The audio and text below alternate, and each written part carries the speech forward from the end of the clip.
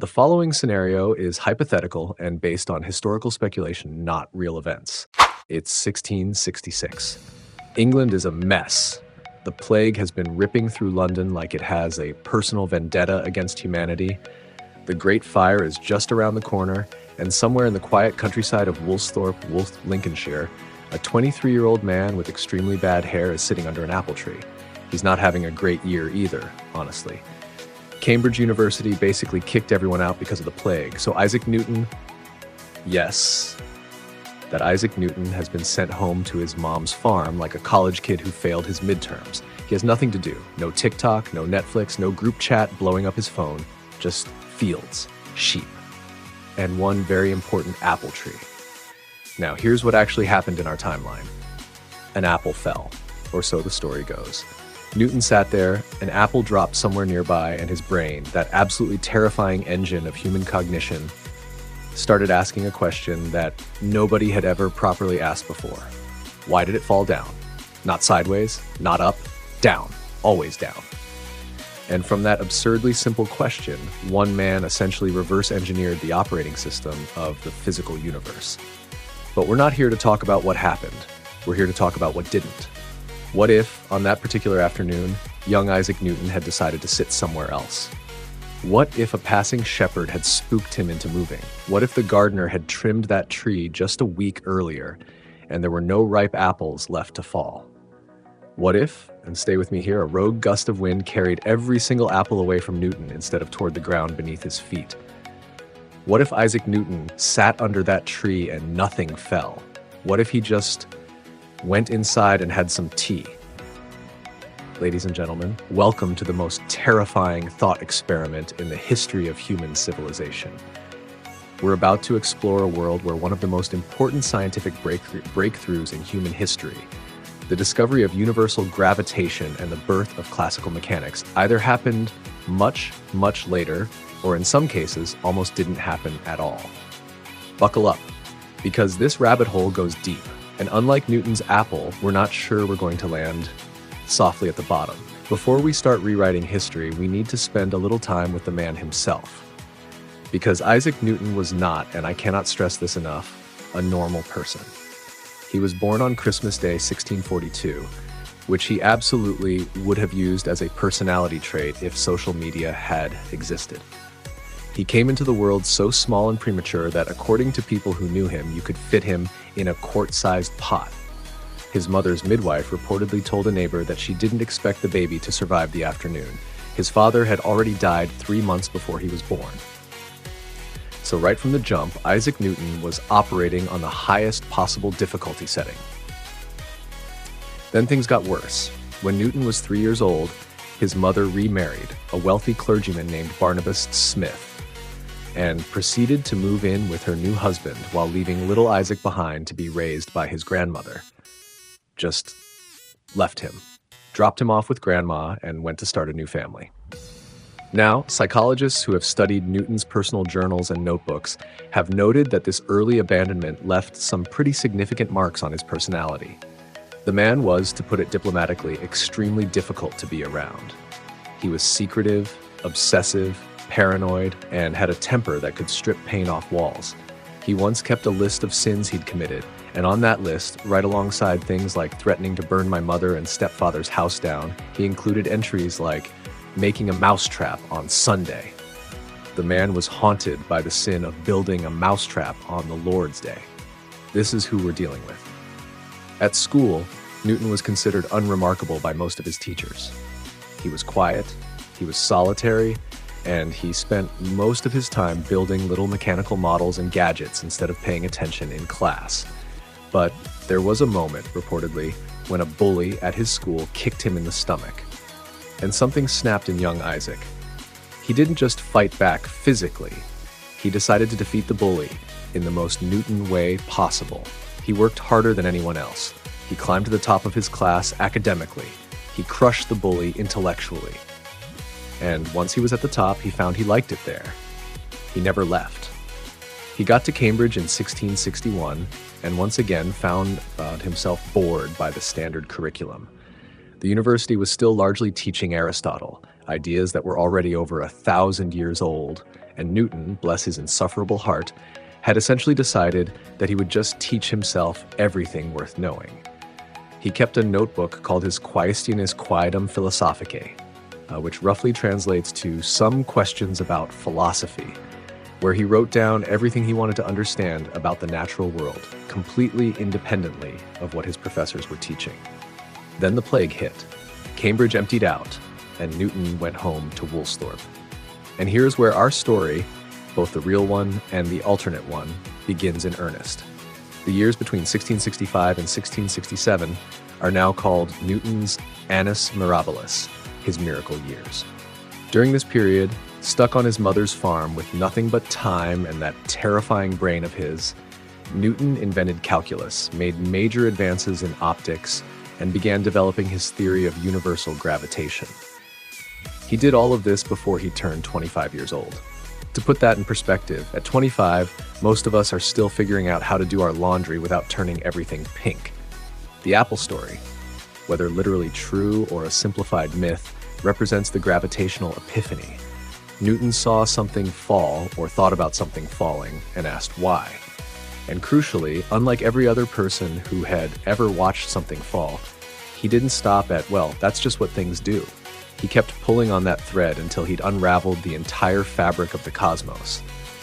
Now, let's imagine the thread never got pulled. In our alternate timeline, let's call it Timeline B, because we're scientists here, even if Newton isn't helping us anymore. The deviation is almost comically small. It's September of 1666. The afternoon light is golden over the Lincolnshire countryside. Newton has been pacing around the farm for weeks, growing increasingly irritable because there's nothing to do and nobody to argue with, which, for Newton, was basically a form of torture. He wanders out to the orchard, finds a comfortable spot beneath the apple tree, and sits down with his notebook. He starts scribbling about optics. He's been obsessing over light and prisms, and honestly, that thread of work is going fine regardless of apple geography. He's got his prism experiments happening inside the house.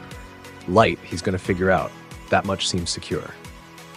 But then, and here's the pivot point, one of his mother's farmhands, a teenager named, let's say, Thomas, comes running through the orchard chasing an escaped goat. The goat is fast. Thomas is not particularly graceful. He crashes through the orchard, the goat bucks, and Newton, deeply irritated at having his concentration broken by goat-based chaos, gathers his notebooks and storms inside. He never sits back down under that apple tree that afternoon.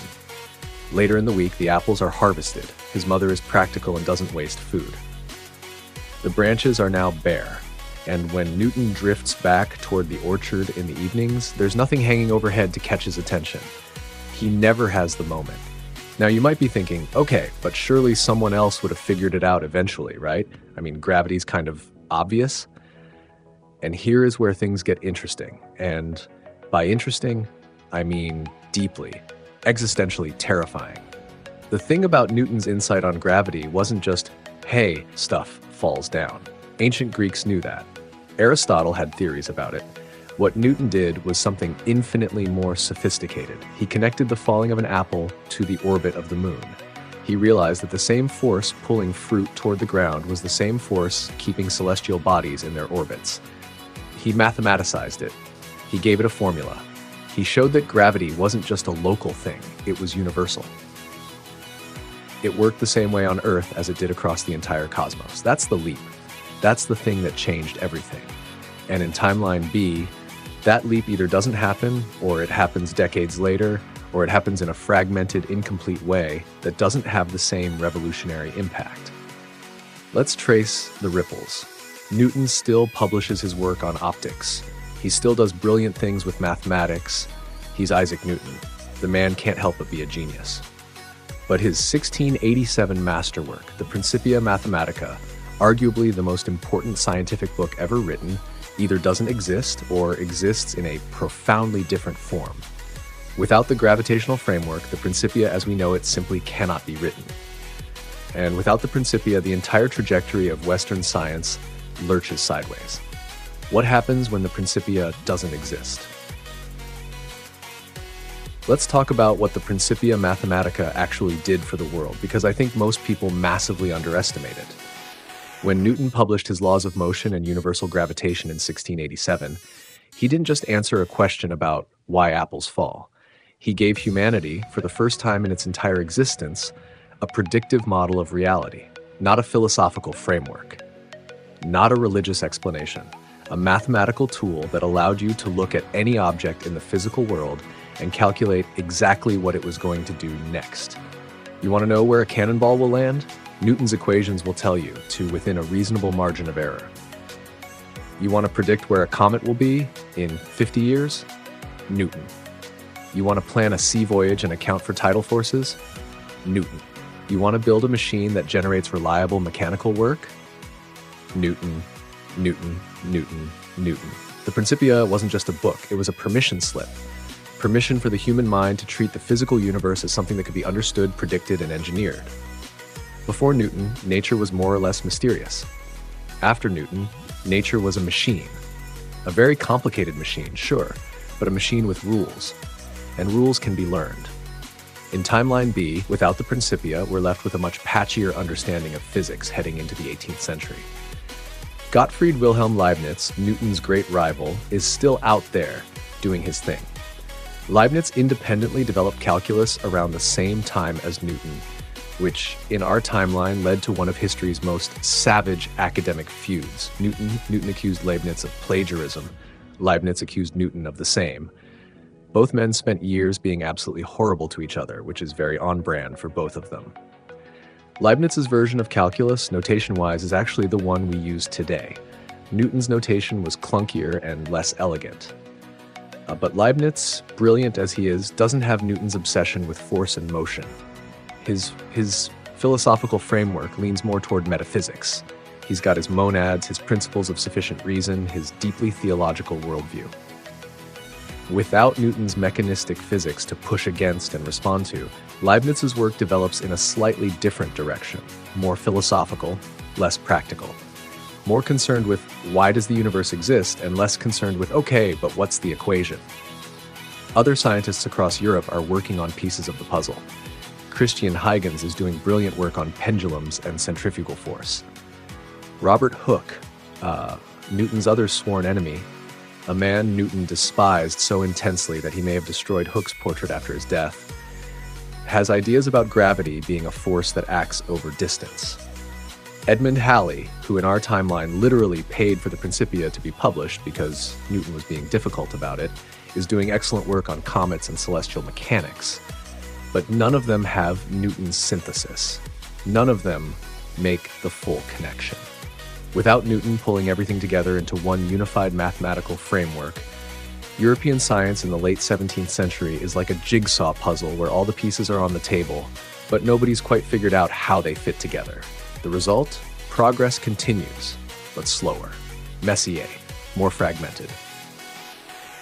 Here's a rough timeline of how things diverge. In our world, the Principia was published in 1687.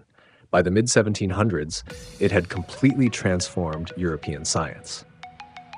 The scientific revolution was essentially complete. Rational, empirical, mathematical thinking had become the dominant framework for understanding the natural world.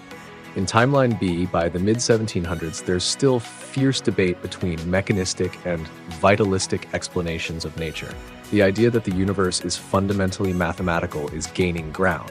It's hard to completely suppress that idea because mathematicians keep finding it everywhere, but the unified framework just isn't there.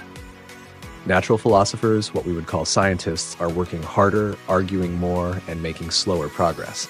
And this slower progress has consequences that compound over time, like interest on a loan you didn't know you had taken out. Engineers need physics. Here's where things start to really hurt.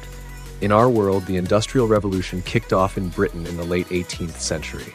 Historians argue endlessly about exactly why Britain and not somewhere else, why the 1760s and not the 1730s or the 1810s, and what the exact combination of factors was. But almost everyone agrees on a few key ingredients. Available capital, specific natural resources like coal and iron, a culture of practical tinkering, and, crucially, a scientific framework, sophisticated enough to let engineers understand what they were actually doing. James Watt didn't invent the steam engine out of nowhere. He improved upon existing steam engines, yes, but his improvements were informed by an understanding of thermodynamics and mechanical efficiency. He worked closely with scientists. He corresponded with men who had read Newton. The conceptual tools that allowed Watt to look at a steam engine and ask, "Why is this so inefficient and how can I fix it?" were tools that Newton's physics had put in the European intellectual toolkit. Without the Principia, that toolkit is incomplete.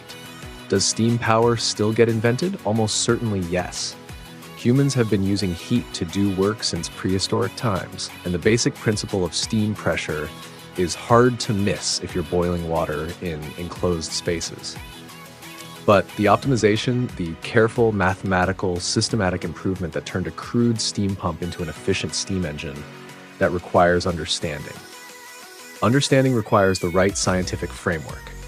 In Timeline B, the steam engine probably still gets developed, but it gets developed more slowly, more erratically, and probably not in quite the same way.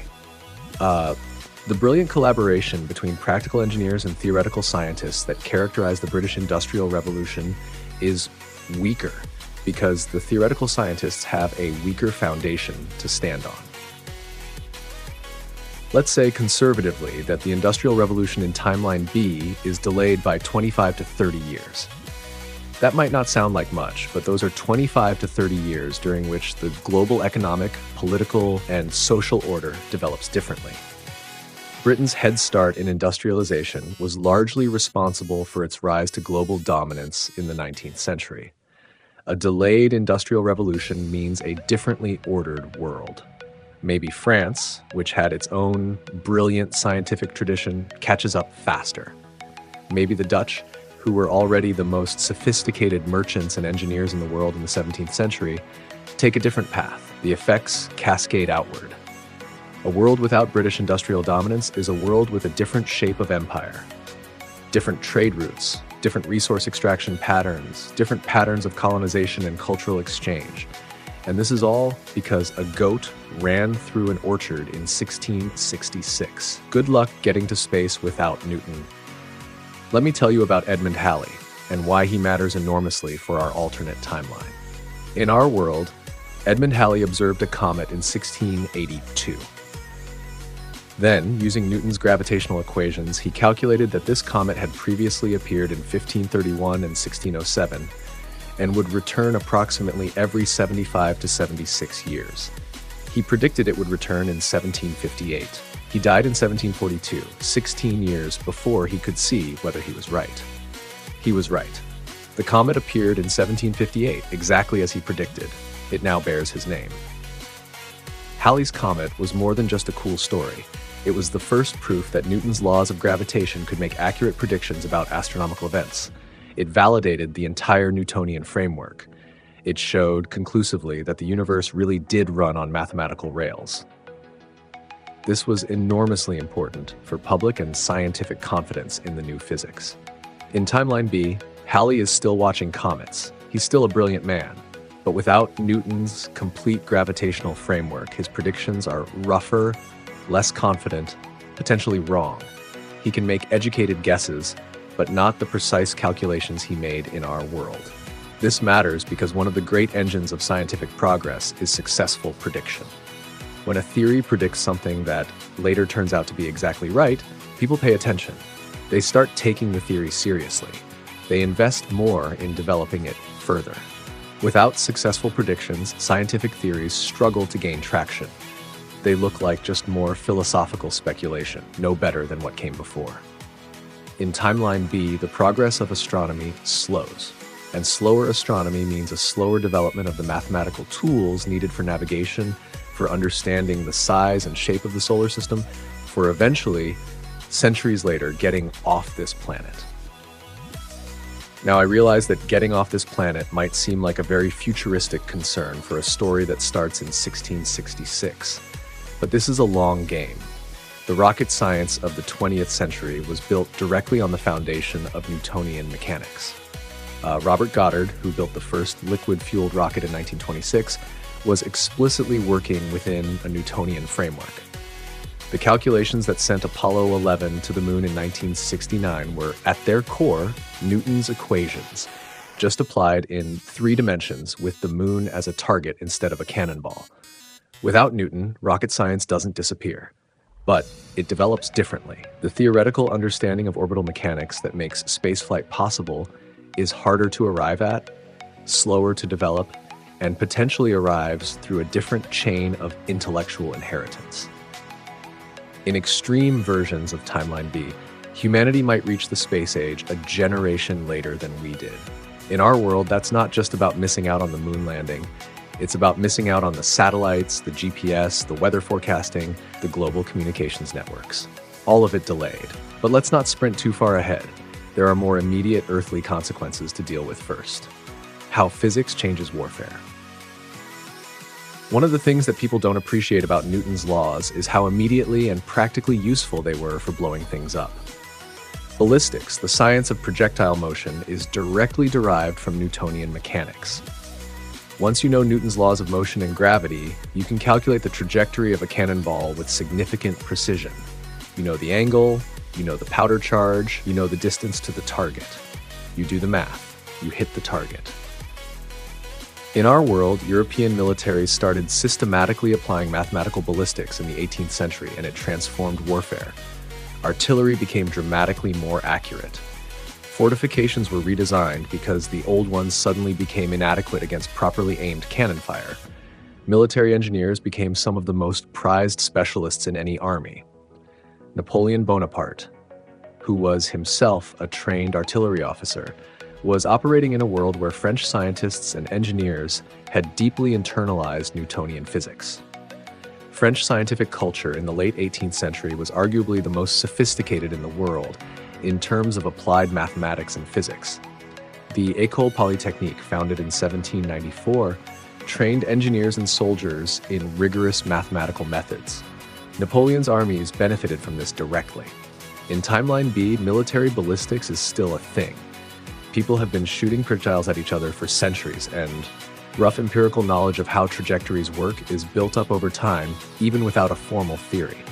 But the systematic, mathematical optimization of artillery that our timeline saw, that's slower to develop, less precise, less decisive. This doesn't mean war doesn't happen. War always happens. Humans are depressingly consistent in this regard.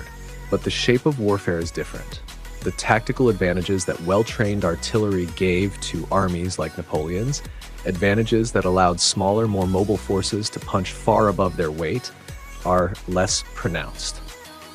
A Timeline B, Napoleon might still be a military genius, he might still rise to power, but his campaigns look different. The massive artillery barrages that characterized Napoleonic warfare, those carefully calculated concentrations of fire that shattered enemy formations before the infantry advanced, require a level of ballistic sophistication that in Timeline B hasn't quite been achieved. Does this mean Napoleon loses?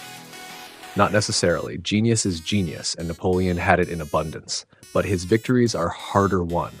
His margins are smaller, and in military history, small margins are the difference between Waterloo being a French victory or a French defeat. Which, in our timeline, it was not a French victory. Actually, let's sit with this for a second because it's fascinating.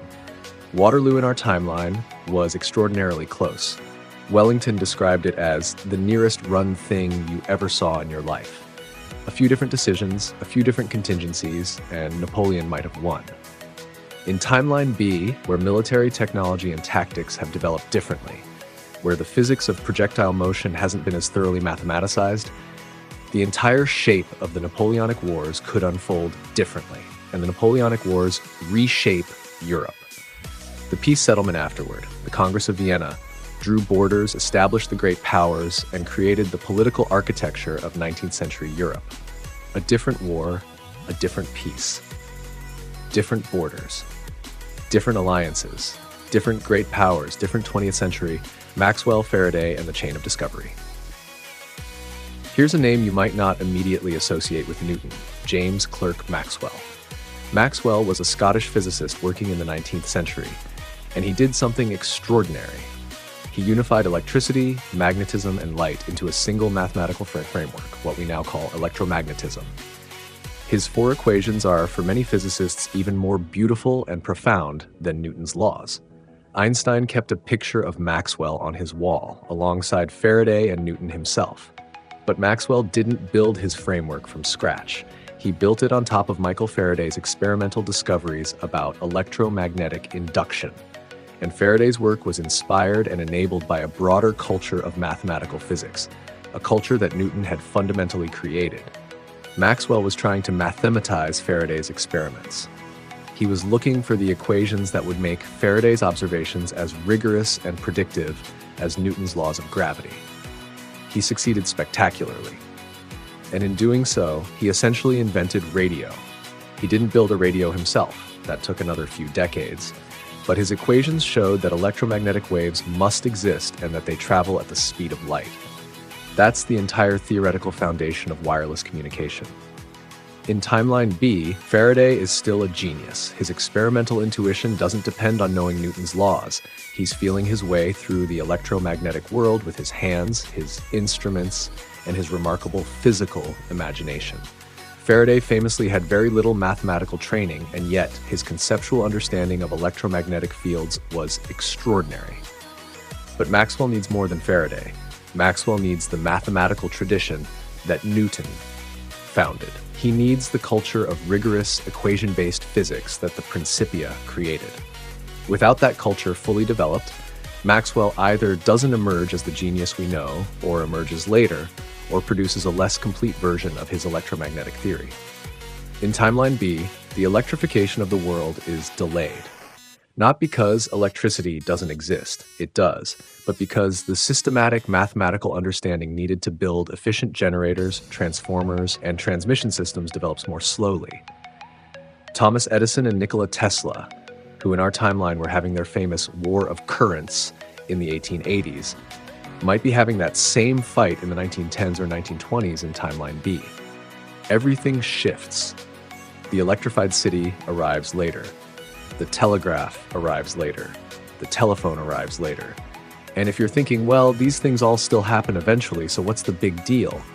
I want you to think about what the world looked like in 1890 in our timeline versus 1920, and then think about how much of that difference was driven by electrification, the industrial city, mass manufacturing, the modern newspaper, the global telegraph network. All of it shifted back a generation in timeline B. A generation is 30 years. That's an entire adult human life. That's your parents' entire lives. Relativity without a foundation. Okay. This one is going to break your brain a little. So stay with me. Albert Einstein published his special theory of relativity in 1905 and his general theory of relativity in 1915. These theories are, in many ways, an extension and a correction of Newton.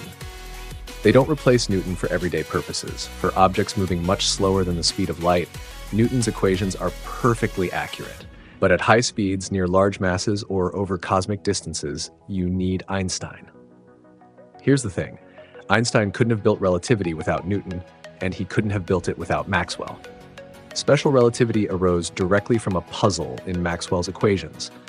Maxwell's equations predicted that electromagnetic waves, light, should travel at a constant speed, regardless of the motion of the source or the observer.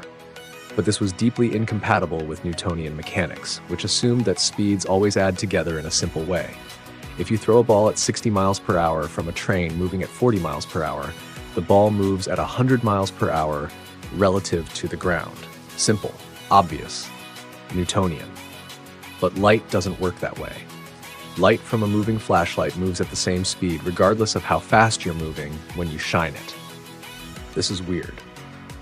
This is the weird that led Einstein at 26 years old to completely rebuild our understanding of space, time, and simultaneity. In timeline B, without Newton's complete mechanics and without Maxwell's complete electromagnetic theory, the puzzle that drives Einstein to relativity either doesn't exist or takes a different form. The specific intellectual tension that forced Einstein's hand isn't there, or isn't as sharp. Does Einstein still become a genius? Probably. Genius of Einstein's magnitude is rare, but it's not entirely dependent on a single historical configuration, a timeline. B, Einstein might find different puzzles to obsess over. But does he develop general relativity, specifically his theory that gravity is the curvature of space-time, without Newton's theory of gravity as the thing he's trying to generalize? That's much less clear. General relativity is about gravity. It's Einstein's replacement for Newton's gravitational framework, a deeper, more accurate version that works at extreme scales. Without Newton's framework to push against, the intellectual path to general relativity looks completely different. And without general relativity, there are things we cannot understand and technologies we cannot build. GPS satellites, for instance, require relativistic corrections to work accurately. Without accounting for both special and general relativistic effects, GPS would accumulate errors of about 7 miles per day. The system would be useless within hours. This seems like a futuristic concern, but it illustrates how foundational these theories are to modern technology. Timeline B is, technologically speaking, running behind. And it keeps falling further behind with each generation, because scientific progress is compounding. Each discovery enables the next, and delays propagate forward in time. Which nations rise, which fall? In our world, the British scientific revolution launched Britain to a particular kind of intellectual and eventually economic dominance. Not because British people were inherently smarter than anyone else, but because the specific intellectual ecosystem that Newton helped create, empirical, mathematical, and intensely concerned with practical applications, was exceptionally productive. The Royal Society, of which Newton became president in 1703, was at the heart of this ecosystem. It brought together practical men and theoretical minds. It published research. It created networks of correspondence that stretched across Europe and eventually the world. This institution and the culture it represented was a significant driver of British technological progress.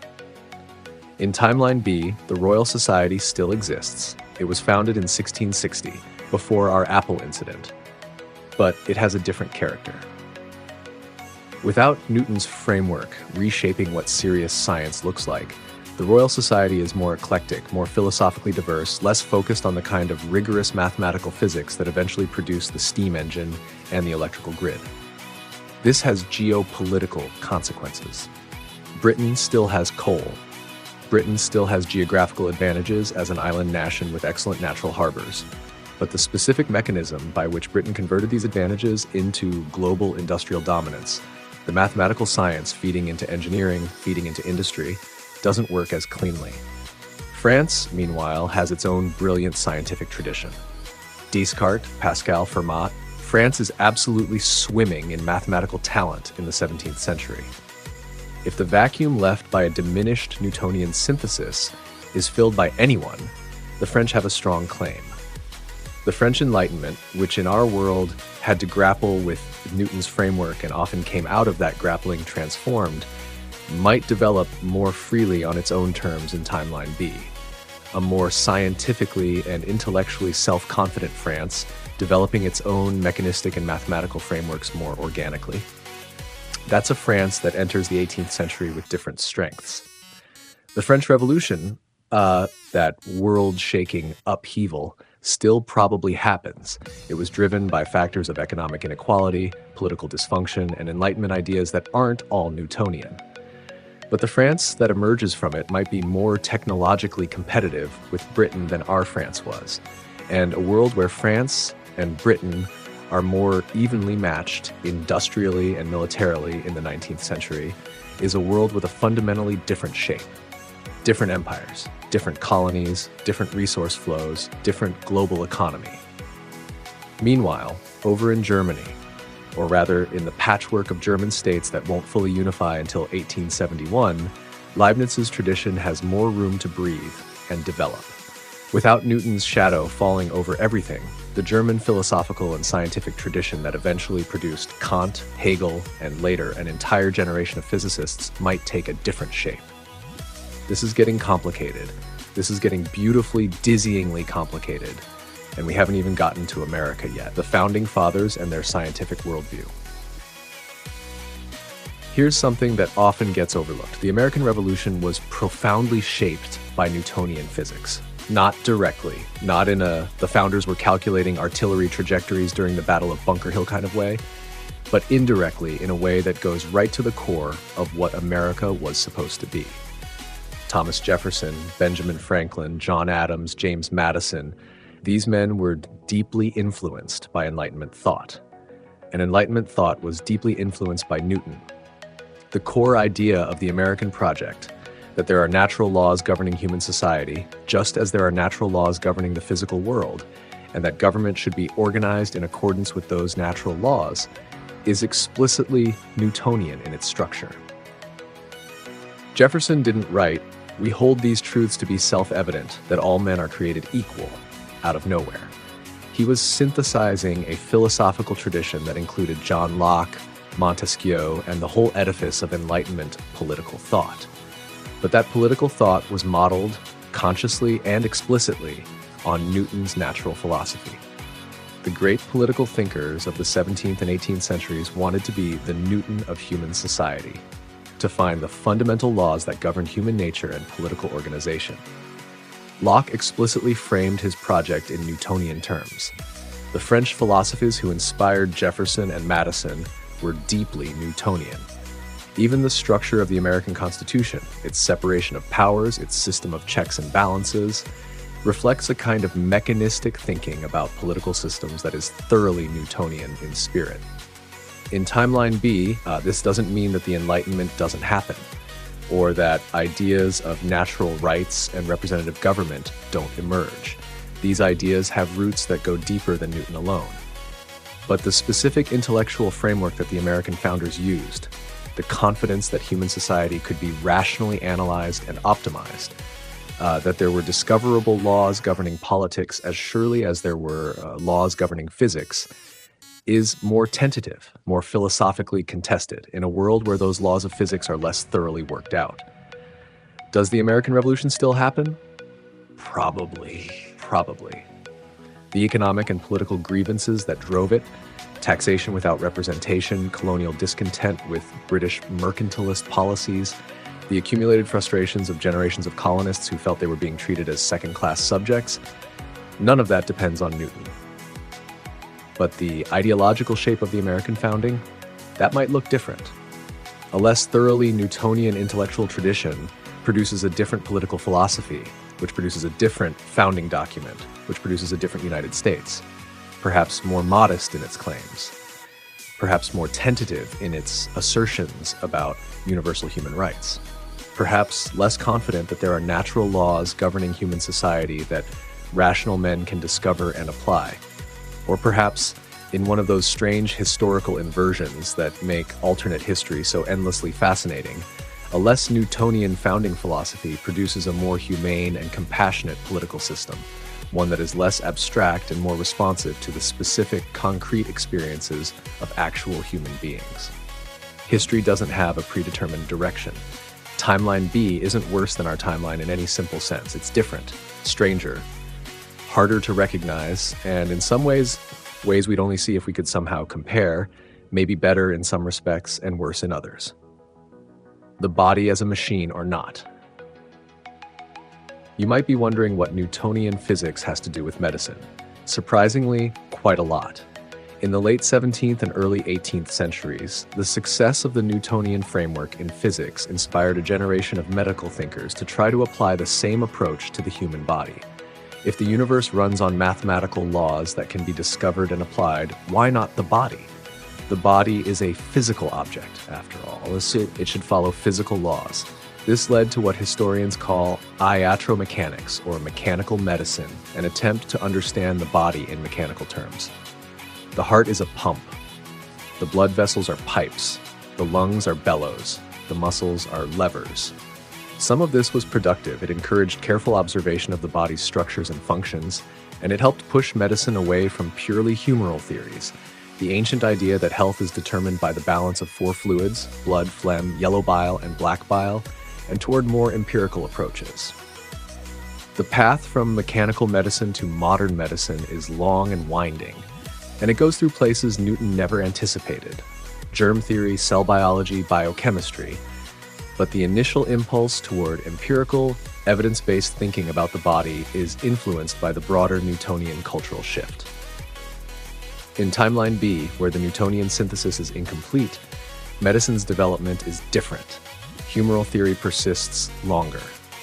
The empirical approach to understanding the body is slower to take hold because the broader cultural prestige of empirical, mathematical reasoning is less firmly established. This has consequences that are not abstract. Later empirical medicine means later discovery of basic sanitation principles.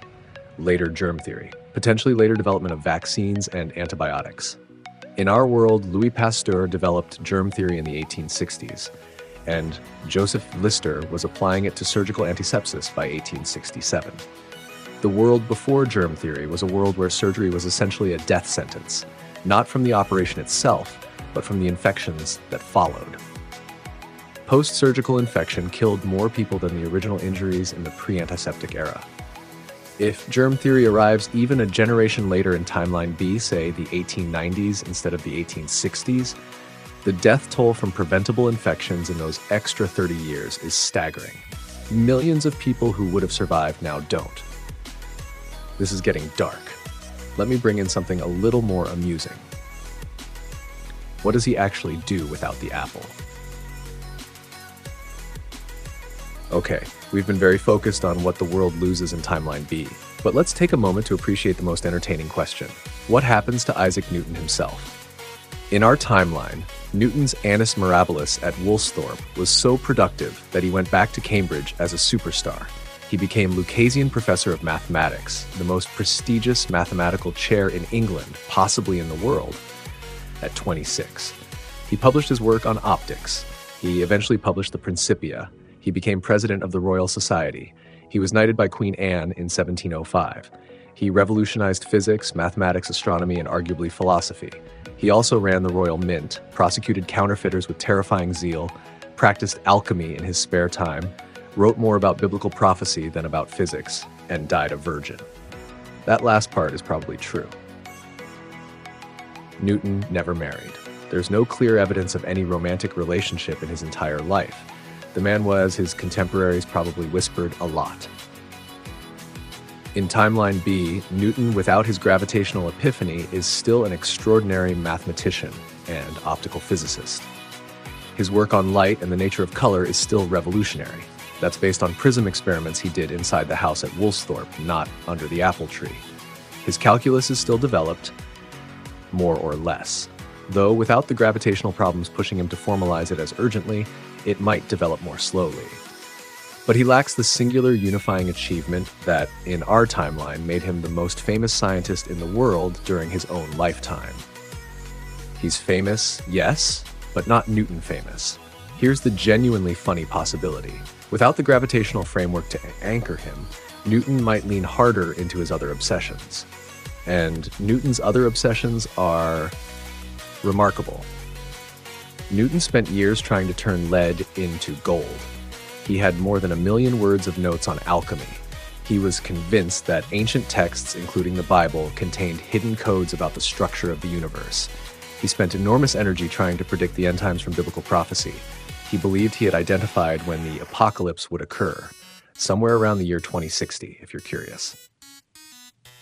Without the Principia to make him famous and give him authority, a timeline B Newton might become known primarily as an extremely weird alchemist who occasionally published brilliant things about light. The Royal Society of Timeline B might value him differently. He might be more of a fringe figure, genius certainly, but operating more at the edges of what serious natural philosophers take seriously. And there's something both hilarious and poignant about that image. Isaac Newton, the man who in our world mapped the laws of the universe, potentially spending his days in timeline B mixing strange concoctions in a laboratory when searching for the Philosopher's Stone, convinced that Solomon's Temple contains the key to understanding the structure of matter. He might actually be happier in some ways. Newton was never comfortable with fame. He hated controversy.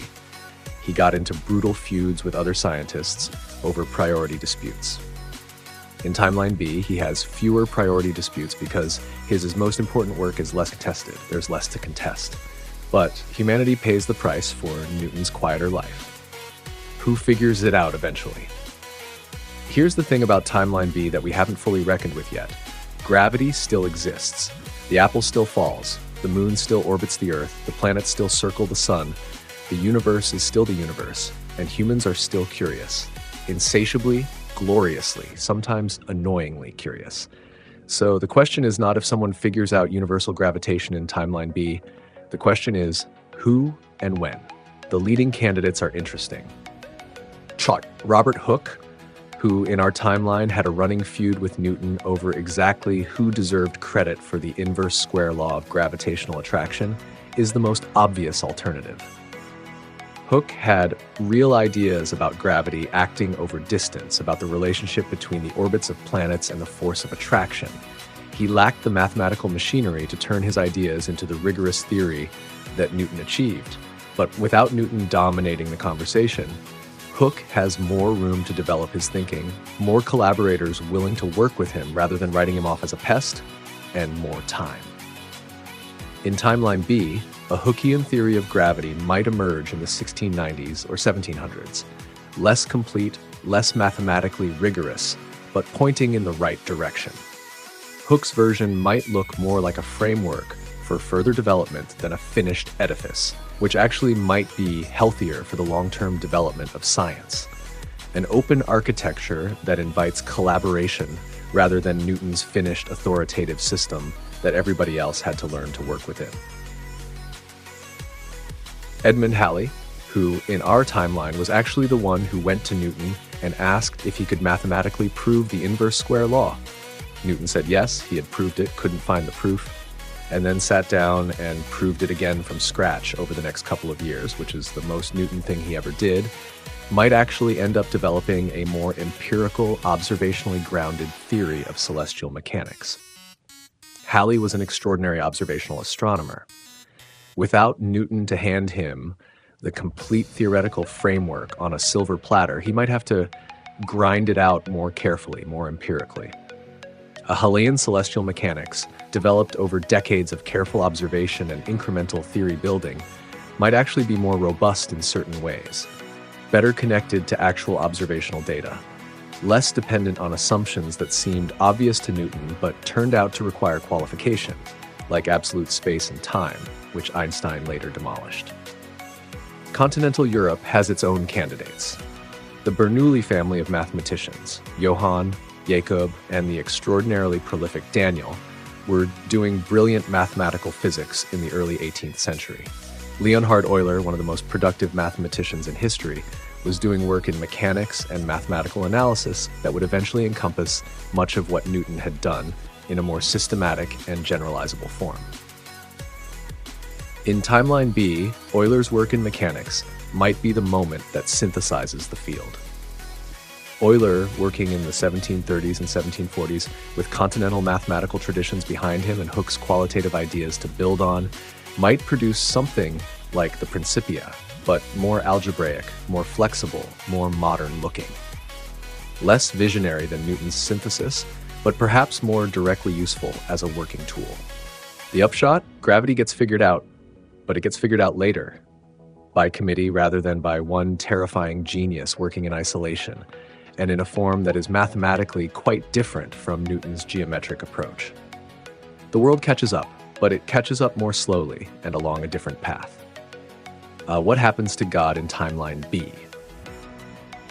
This might be the most profound consequence of all, and I want to spend some time here because it's genuinely fascinating. Newton's physics in our world didn't kill God. Newton himself was profoundly religious. He wrote more about theology than about physics, and he believed that his gravitational theory actually proved the existence of God, because something had to set the planets moving in their orbits initially, and that something was God. Newton's God was the great clockmaker. He set the universe in motion, wound up the clock, and it's been ticking ever since. But the effect of Newton's physics on European religious culture was nonetheless profound.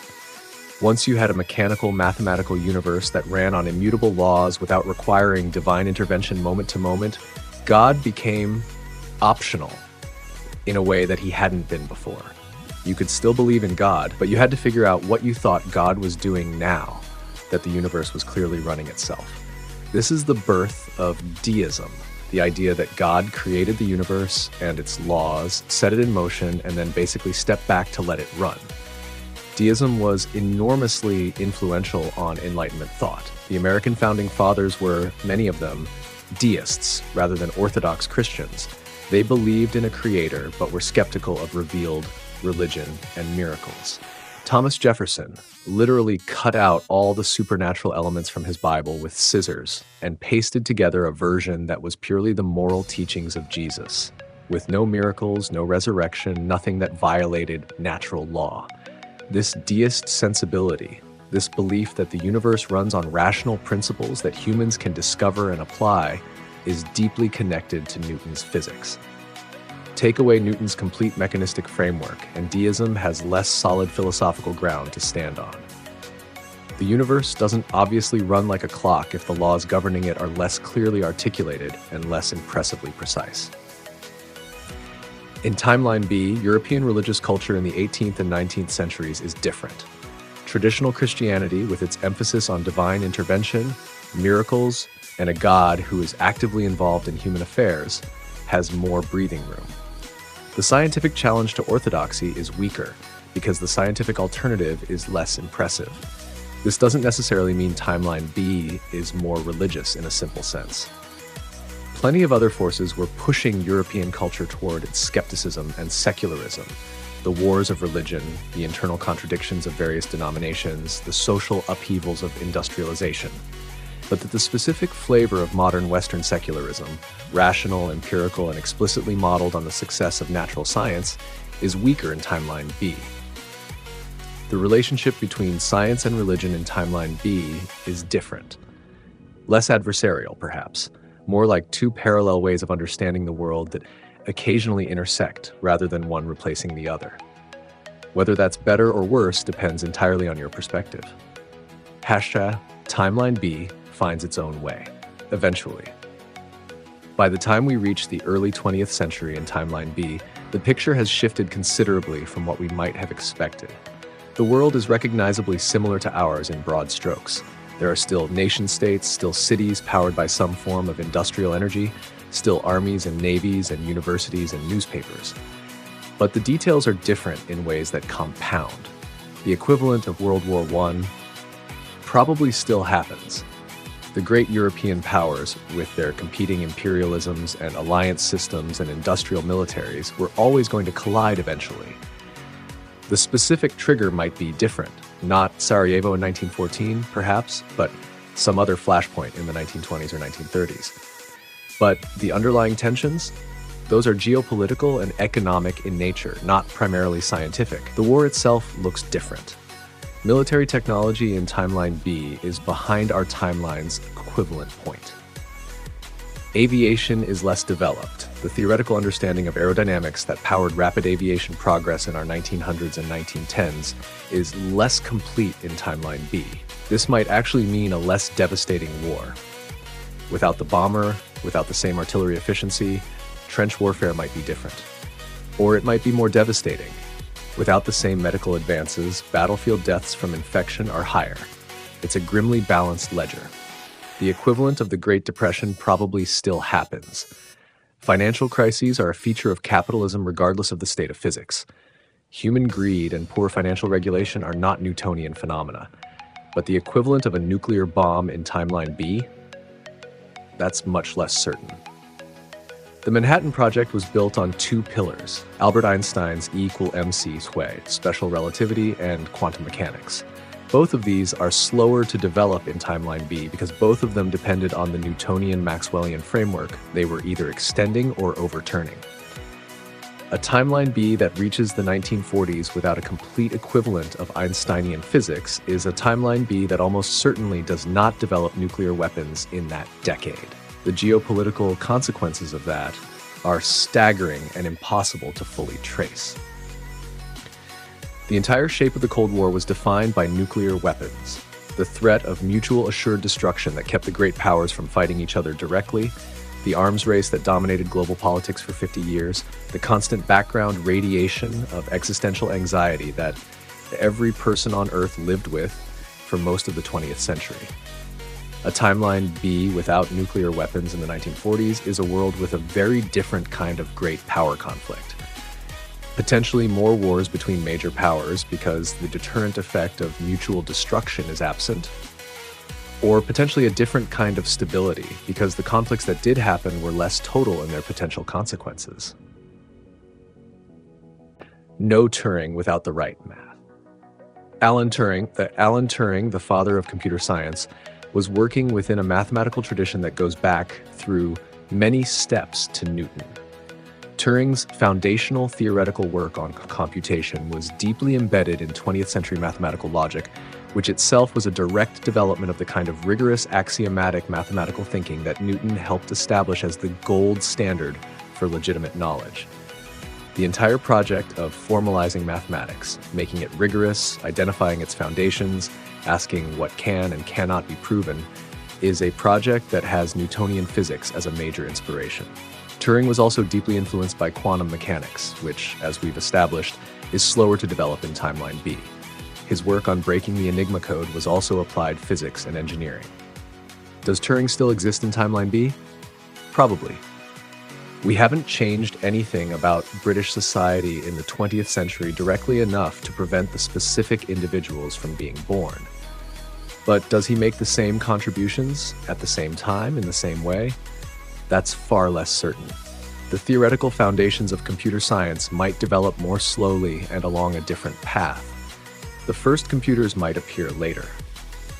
The transistor, which depends on quantum mechanics, specifically the quantum mechanical understanding of how electrons behave in semiconductors, arrives in Timeline B at a different time, if at all. Here's what that means practically. The digital revolution that transformed our world, starting in the 1970s and exploding in the 1990s, is delayed in Timeline B. Maybe it happens in the 2000s or 2020s. Maybe the architecture of the computers that eventually exist is fundamentally different. Not transistor-based at all, because the path to the transistor went through quantum mechanics that hasn't been developed. A Timeline B without a digital revolution by the early 21st century is a world that looks to our eyes almost eerily mid-century. Dense physical material. Cities of steel and concrete rather than cities of data and light. Industries of labor rather than industries of information. Is that worse? In some ways, perhaps. In others, and here I'm going to be genuinely even-handed, perhaps not. A world that moved more slowly into the information age is a world with more time to think about what it was doing. Our digital revolution happened so fast that we're still catching up to its consequences. The social media crisis, the misinformation system, the privacy revolution, the attention economy that has made many people measurably less happy. Timeline B's people, moving through a more slowly transforming world, might have a different relationship with technology. Less dazzling, but maybe more deliberate. What Timeline B invents that we didn't? Here's something important that we haven't given enough credit to. Timeline B is not just our world with things missing. It's a world with different things. When one path is blocked, humans find other paths. The creative and intellectual energy that in our timeline was channeled into mathematical physics and its applications, that energy exists in Timeline B too. It just flows differently. Without the prestige and dominance of Newtonian mathematical physics, setting the agenda for what serious knowledge looks like, other traditions have more room to breathe and develop. Natural history, the careful observation and classification of living things, might advance more rapidly in Timeline B. Without physics sucking up all the intellectual oxygen and prestige, the people who in our world became second-tier, overlooked natural historians might become the dominant intellectual figures of their age. The taxonomy of Carl Linnaeus, the geology of James Hutton, the evolutionary thinking that eventually became Charles Darwin, these might develop earlier, more fully, and more influentially. A Timeline B, where evolutionary theory arrives a generation earlier than Darwin's arc, on the Origin of Species, 1859, is a Timeline B where the biological sciences are ahead of our equivalent moment. Perhaps the germ theory connection, recognizing that diseases are caused by living organisms that evolve and adapt, arrives earlier through this path, partially compensating for the delays in physics-based medicine. Alternative energy sources might be explored more creatively. Without the Newtonian framework giving such a clear advantage to mechanical, thermal machines, steam engines, internal combustion. Timeline B's engineers might explore more diverse approaches to power generation.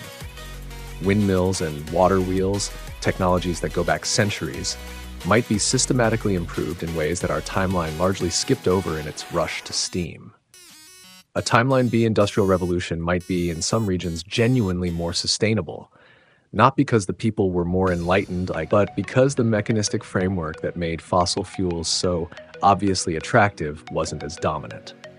Naval and maritime technology might be a particular strength of Timeline B civilization. The problems of navigation, how to find your position at sea, how to predict currents and tides, how to design efficient hull shapes, are tractable through empirical means as well as theoretical ones. Timeline B's mariners, working in a world where theoretical physics is less dominant, might be particularly good empirical navigators. The magnetic compass, improved sailing rigs, better ship design through hydrodynamic testing rather than mathematical modeling. These might be more advanced in Timeline B than in our own. And music. This is a strange one, but stay with me. Newton's physics, translated through Descartes and others, had a significant influence on musical theory in the 17th and 18th centuries. The idea that music could be analyzed mathematically, that its structure could be understood in terms of frequencies and ratios, was deeply Newtonian in inspiration. This eventually led to the equal temperament system that standardized Western music and made modulation between keys practical. The system that Johann Sebastian Bach's The Well-Tempered Clavier was designed to demonstrate. Without that mathematical pressure on musical theory, the development of Western music might take a different direction. Perhaps more regional, more diverse, more connected to oral traditions, perhaps less structurally complex in the Baroque and classical sense, but richer in texture and variety. A Timeline B, Mozart might be a very different composer, working within a different set of theoretical constraints and freedoms. Where is Timeline B now? Let's fast forward to today, or rather to Timeline B's version of today, the mid-21st century from our calendar. Timeline B's civilization is, broadly speaking, recognizable as human civilization. There are large cities, there are nation-states with governments, there are universities, there are complex economies, there are wars and art and literature and music and sports.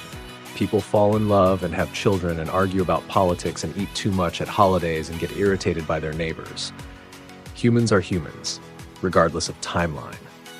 But the material circumstances of Timeline B's civilization are different in some significant ways. The world is less connected.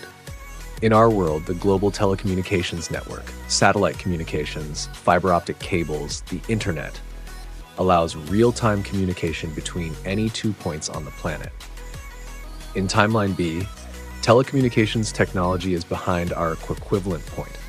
Perhaps there are wire-based telegraph and telephone networks, perhaps there's early radio, but the seamless global connectivity that we take for granted probably doesn't exist. The world is less medically advanced. Life expectancy in Timeline B's version of the 21st century might be closer to our mid-20th century, perhaps the mid-60s or early 70s on average, rather than the high 70s to 80s we see in developed countries today. Infectious diseases kill more people. Cancer is less treatable. Premature births are more dangerous. The world is less environmentally stressed in some ways. Without the full intensity of our Industrial Revolution arriving as early as it did, Timeline B has consumed somewhat less of its fossil fuels. The climate crisis of Timeline B's version of today might be less acute, or it might be a slightly delayed trajectory toward the same cliff edge. The world has not been to the moon. Space exploration in Timeline B is probably at a roughly early 1960s equivalent. Maybe early rocketry experiments, maybe the first artificial satellites, but almost certainly no crewed lunar missions. The universe is, for Timeline B's humans, still largely mysterious in the ways it was mysterious for us before the space age. And perhaps most poignantly, the world of Timeline B doesn't know what it's missing. The people of Timeline B live in a world that is complete to them. It has its marvels, its achievements, its heroes, and its villains.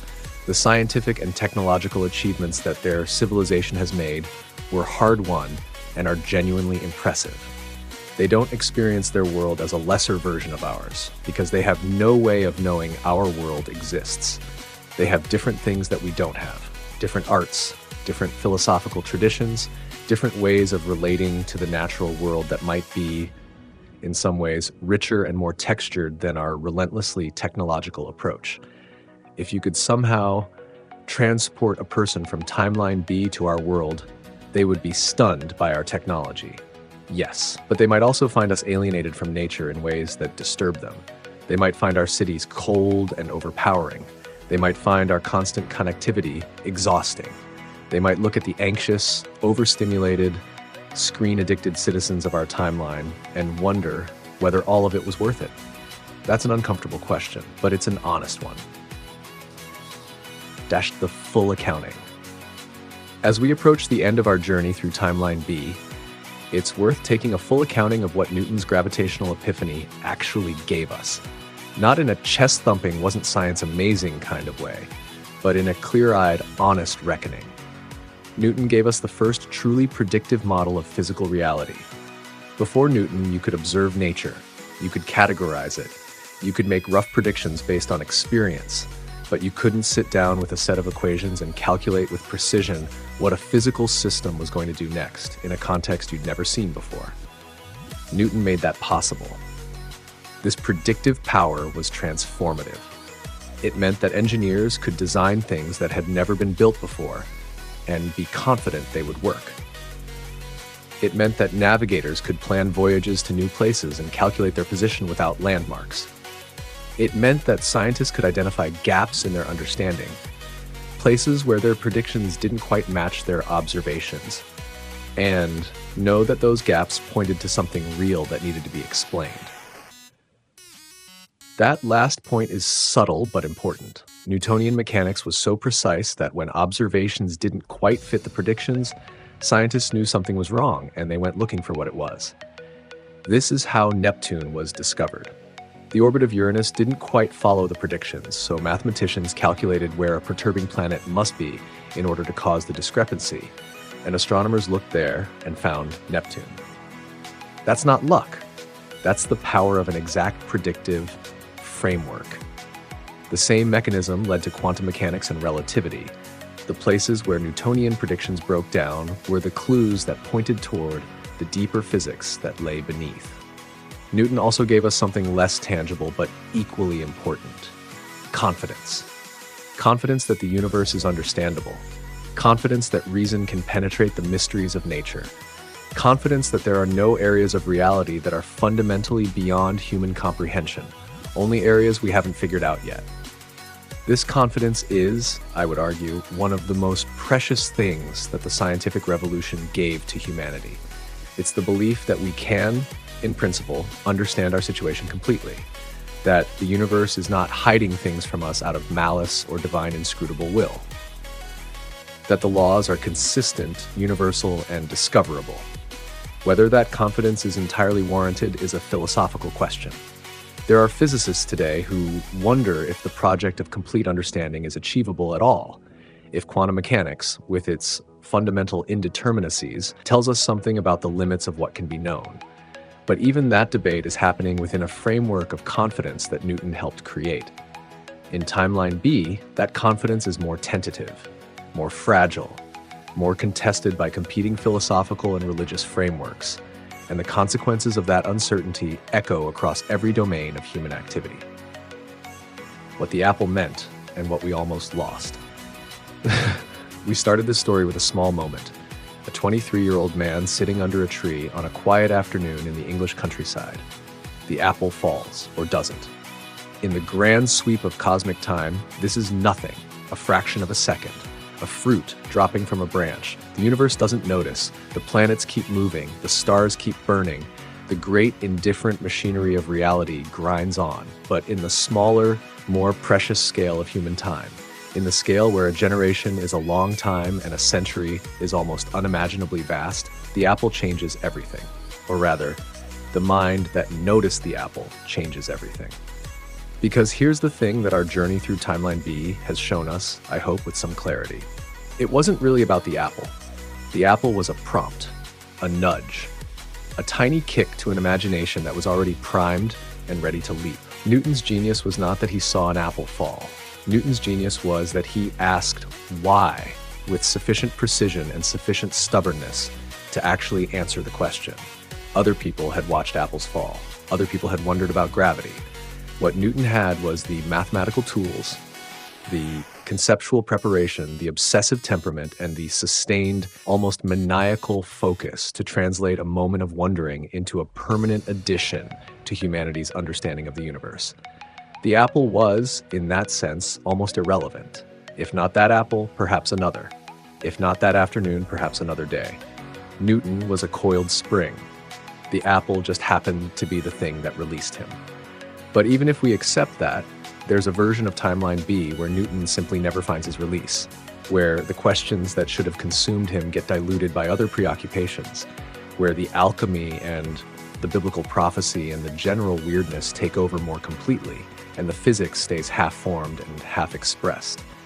And in that version, as we've traced, the world is different, more slowly developed in some ways, richer in others perhaps, but missing something that, having grown up in our world with our science and our technology and our tentative, fragile, extraordinary reach into space, we would recognize as a profound absence.